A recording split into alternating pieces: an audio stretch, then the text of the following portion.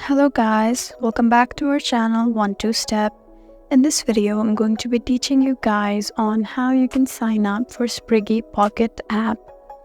So to do so, first of all, you need to be in the app library. And if you've already downloaded the app, then you can just use that, or you can go to your browser.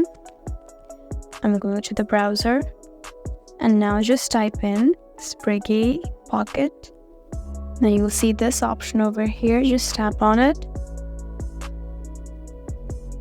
And to sign up for Spriggy, you need to first download it by doing a registration over here by tapping on Get Spriggy.